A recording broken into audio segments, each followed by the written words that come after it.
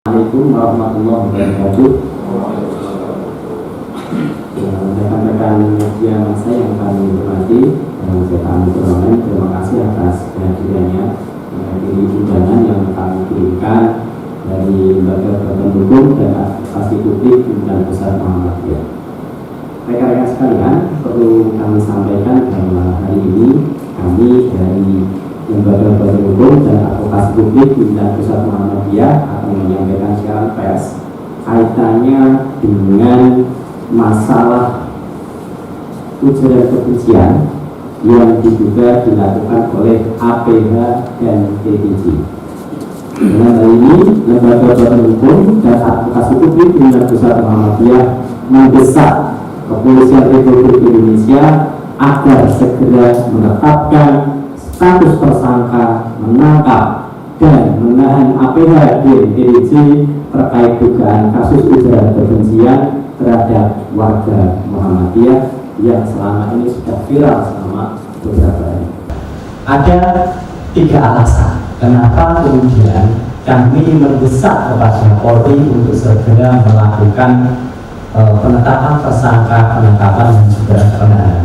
Yang pertama, terdapat bukti permulaan dugaan tindak pidana ujaran kebencian sebagaimana dimaksud pasal 1 angka 20, pasal 16 dan pasal 17 kuhap yang diduga dilakukan oleh APH dan TTJ yang menunjukkan keduanya layak untuk ditangkap dan ditahan, di mana perbuatannya sudah jelas dan dampak kegaduhannya sudah dirasakan oleh masyarakat Indonesia.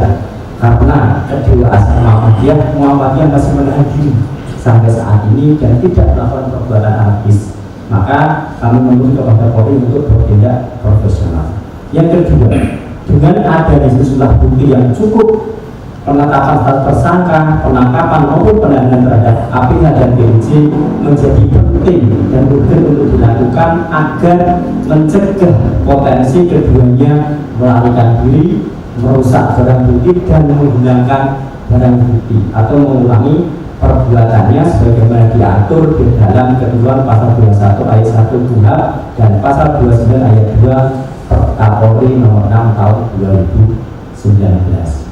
Selain itu, karena dugaan tindak pidana ancaman kekerasan, keduanya juga dilaporkan terakhir tindak pidana ujaran kebencian sebagaimana diatur dalam pasal 28 ayat 2 Junto pasal 45 ayat 2 Undang-Undang ITE.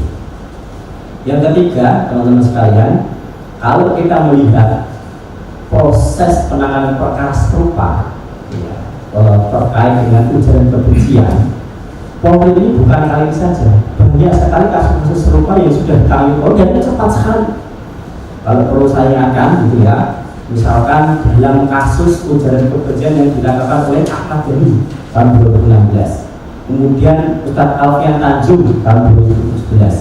Kemudian juga ada Almadun Bahari, ada kasusnya Bunda Rukia tahun 2021 dan terakhir kasusnya Bang Semit tahun 2022. Cepat sekali Polri itu menangani itu. Ini di kasus yang dilaporkan oleh masyarakat, oleh warga Muhammadiyah. Kenapa sampai sekarang saksi-saksi dari kami juga belum dipanggil dimintai keterangan lebih lanjut? Juga belum ada pemanggilan terhadap terlapor yang sebenarnya adalah TTJ. Kami belum melihat adanya panggilan resmi. Maka dari itu kami mendesak kepada Polri yang pertama kepada Kepolisian Republik Indonesia untuk segera melakukan penetapan status tersangka, penangkapan dan penahanan terhadap APH dan TTJ paling lama dalam jangka waktu 3x20 jam 3x24 jam sejak tulis ini diterbitkan. Yang kedua, kepada Kepolisian RI agar melakukan penyelidikan dan penyidikan secara presisi dan profesional serta tidak melakukan upaya politik belah bambu dan kontraproduktif yang menghambat proses penegakan hukum yang transparan, akuntabel dan berkeadilan. Yang kedua, kepada BRIN, Komisi ASN maupun Kemenpan RB untuk segera memproses dan merilis hasil pemeriksaan secara transparan dan akuntabel terkait dugaan pelanggaran kode etik dan disiplin yang diduga dilakukan oleh APH dan TTJ. Yang terakhir, kepada pemerintah Indonesia untuk segera melakukan langkah-langkah yang berkelanjutan atau sustainable untuk mencegah praktek-praktek ujaran kebencian maupun radikalisme di kalangan ASN atau aparatur sipil negara. Demikian rekan-rekan media sekalian, tulis ini kami sampaikan di Yogyakarta tahun 30 April 2023.